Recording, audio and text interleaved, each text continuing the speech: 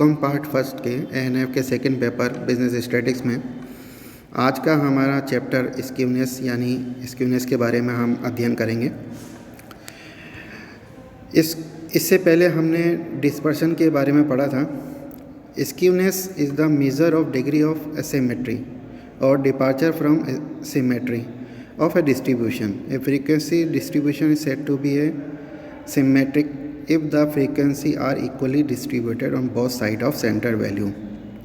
हम देखते हैं कि जैसे केंद्रीय प्रवृत्ति के माप हमने करे, अपकिरण पढ़ा हमने कि हमें जो फ्रीक्वेंसी डिस्ट्रीब्यूशन दिया जाता है उसमें कई तरह के डिस्ट्रीब्यूशन होते हैं, जिनमें नॉर्मल डिस्ट्रीब्यूशन में फ्रीक्वेंसी एक क्रम से बढ़ती हैं और बढ़ने के बाद एक क्रम से घटना चालू हो जाता है।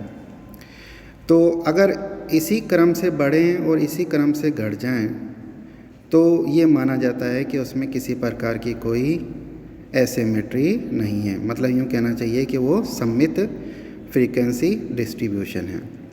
सांख्यिकी वितरण के स्वरूप के अध्ययन हेतु हम विषमता का प्रयोग करते हैं। हम ये देखते हैं कि हमारे फ्रीक्वेंसी डिस्ट्रीब्यूशन किस प्रकार का है।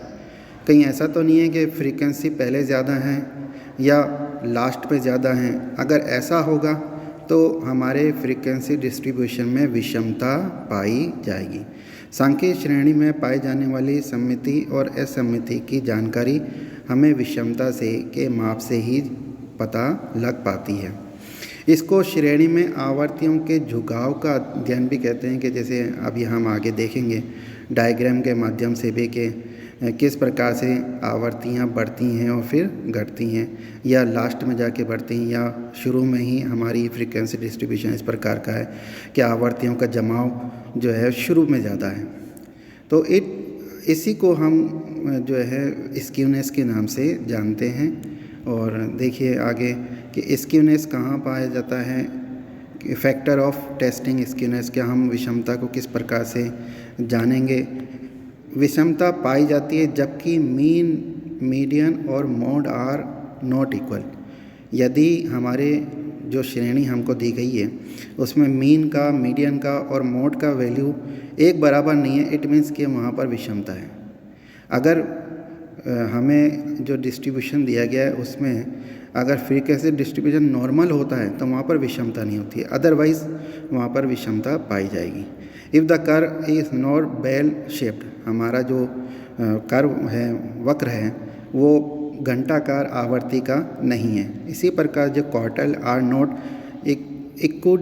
इक्विडिस्टेंट फ्रॉम द मीडियन, मतलब माध्यिका से हमारे जो Q1 और Q3 हैं वो बराबर की दूरी पर नहीं है। If the sum of deviation from median and mode is not zero, अगर हम मीडियन से और मोड से अगर डेविएशन निकालें तो वो ज़ीरो नहीं हो।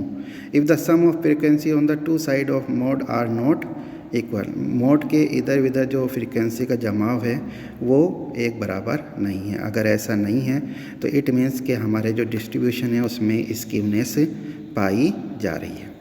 अब जो स्क्यूनेस हैं वो कितने प्रकार की हैं, तो फर्स्ट वन इज़ नॉर्मल और सिमेट्रिकल, इसमें विषमता नहीं पाई जाती। और सिमेट्रिकल में हमारे पॉजिटिव और नेगेटिव, इसको हम चर्चा अभी आगे करते हैं कि जो नॉर्मल डिस्ट्रीब्यूशन है और सिमेट्रिकल डिस्ट्रीब्यूशन है, the spread of the frequency is the same on both side of centre point of curve.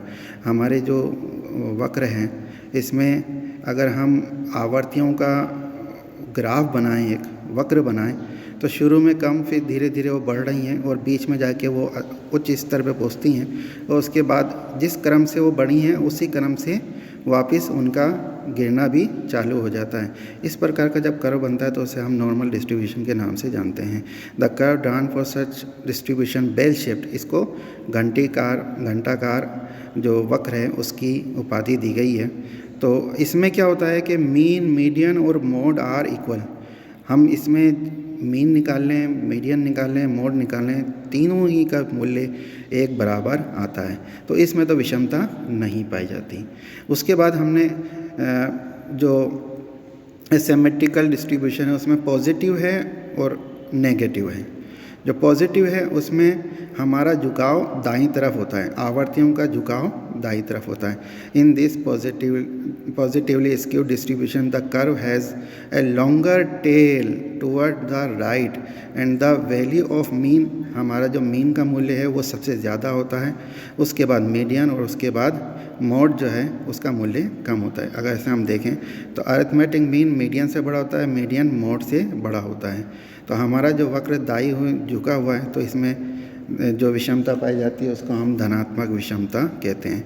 इसके बिल्कुल ही विपरीत जब हमारा जो इस प्रकार का वक्र है वो शुरू मतलब कहना चाहिए कि उसका बाईं तरफ झुकाव ज़्यादा है तो उसे हम नेगेटिवली स्क्यूड डिस्ट्रीब्यूशन बोलते हैं। इसमें it has a longer tail toward the left and the value of mode is maximum. इसमें मोड का जो वैल्यू निकल के आएगी वो अधिकतम होगी, उसके बाद मीन की, और जो जिसे अपन कहते मीडियन की उससे कम होगी, और अरिथमेटिक मीन की सबसे कम होगी। तो इसमें देख लीजिए, जैसे मैंने आपको बता भी रखा है इसमें कि एक्स बार सबसे छोटा है, मीडियम उससे बड़ा है और मोड सबसे बड़ा है।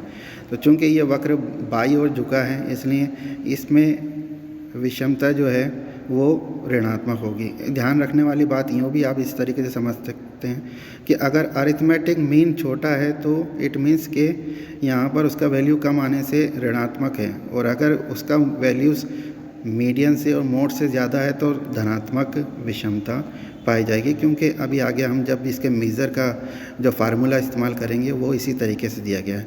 मेथड ऑफ मेजरिंग स्क्यूनेस को हम किस प्रकार से माप सकते हैं, उसके कौन कौन से हैं। तो इसमें जो फर्स्ट इम्पोर्टेंट है वो तो कार्ल पियर्सन का मेज़र है। कार्ल पियर्सन का मेज़र में यहाँ पर अरिथमेटिक मीन, मोड और मीडियन और स्टैंडर्ड डेविएशन, इसका सहारा लेके हम स्क्यूनेस की गणना करते हैं।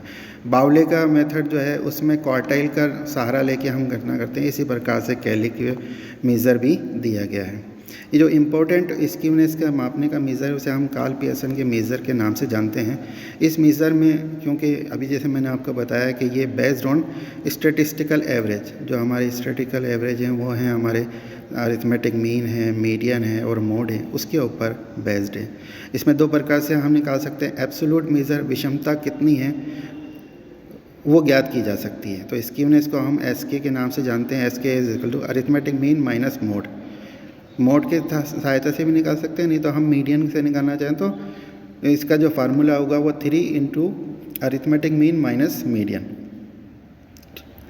और जो रिलेटिव मेज़र के मान लीजिए अनुपात के रूप में या परसेंटेज के रूप में हम निकालना चाहेंगे कितनी है, तो रिलेटिव मेज़र या ये कहना चाहिए कोफिशिएंट ऑफ स्क्यूनेस, जिसे जे के नाम से जाना जाता है, it is equal to X bar minus Z oblique standard deviation. उसका जो दूसरा फार्मूला है माध्यिका पे आधारित वो 3 ब्रैकेट में X bar minus M oblique standard deviation, इस प्रकार से ज्ञात किया जाता है। तो अगर हमें स्क्यूनेस की गणना करनी है तो जो हमें आवर्ती वितरण दिया गया है उसका हम एक्स बार और मोड ये ज़्यादा अधिकतर उपयोग किया जाता है, और स्टैंडर्ड डेविएशन उसका हम निकाल लेंगे तो विषमता को ज्ञात किया जा सकता है। एक एग्जांपल से हम इसको समझते हैं कि find Karl Pearson coefficient of skewness of the following simple frequency distribution. Value of item दे रखे हैं 10, 11, 12, 13, 14, 15। उसके बाद उसकी करस्पॉन्डिंग फ्रीक्वेंसी दे रखी है 3, 8, 12, 8, 6, 3। अब हमें वर्किंग क्या करनी है। सबसे पहले हमें अरिथमेटिक मीन, मोड तो इसमें आपको देखने से ही पता लग रहा है कि जिसकी ये डिस्क्रीट सीरीज़ है, डिस्क्रीट सीरीज़ में जिसकी सबसे ज़्यादा फ्रीक्वेंसी है it is called by inspection mode. तो बाई इंस्पेक्शन मोड से हमें जो मेथड है उससे हमें पता लग रहा है कि मोड का वैल्यू तो 12 है। अब हमें क्या निकालना है, हमें अरिथमेटिक मीन और स्टैंडर्ड डेविएशन की कैलकुलेशन करनी है। तो हम शॉर्टकट विधि से इसको ज्ञात कर लेंगे। सबसे पहले साइज़ लिखेंगे x 10, 11, 12, 13, 14 एंड 15। करस्पॉन्डिंग फ्रीक्वेंसी उसके सामने लिख देंगे 3, 8, 12, 8, 6, 3। इन सब का योग जो है इट इज़ 40, एन हमारा 40 है। अब उसके बाद हम शॉर्टकट विधि से निकाल लें तो हम dx निकाल लेंगे। x जिसे कल्पित माध्य हम कह रहे हैं उसको हम 12 लेंगे यहाँ पर, और x में से उसको माइनस करेंगे। तो जैसे कि हमने एज्यूम मीन 12 माना है तो पहले में x की जो वैल्यू है वो 10 है, 10 में से 12 को माइनस किया तो हमारा माइनस का 2। इसी प्रकार से 11 में से करेंगे तो माइनस का 1, और 12 में से 12 को माइनस करेंगे तो 0 आएगा। फिर 13 में से करेंगे तो प्लस का 1, 14 में से प्लस का 2 और 15 में से प्लस का 3। ये हमारे dx आ गए। उसके बाद dx स्क्वायर निकाल लेंगे, इसी को इससे मल्टीप्लाई करेंगे तो 2 को 2 से करेंगे तो 4, 1 का 1 से करेंगे तो 1, 0 का 0, 1 का 1, 2 का 4 और 3 का 9 वैल्यू आ जाएगी। इसको फ्रीक्वेंसी से मल्टीप्लाई कर देंगे तो एफ डी एक्स आ जाएगा। 3 को हम यहाँ पर -2 से मल्टीप्लाई करेंगे तो माइनस के 6, 8 को 1 से करेंगे तो माइनस के 8, 12 को 0 से करेंगे तो 0, 8 को 1 से करेंगे तो 8, 6 को 2 से करेंगे तो 12 और 3 को 3 से करेंगे तो ये इट इज़ 9। इन सब का समेशन हम करेंगे तो sigma F D x is equal two plus के 15 आ रहा है।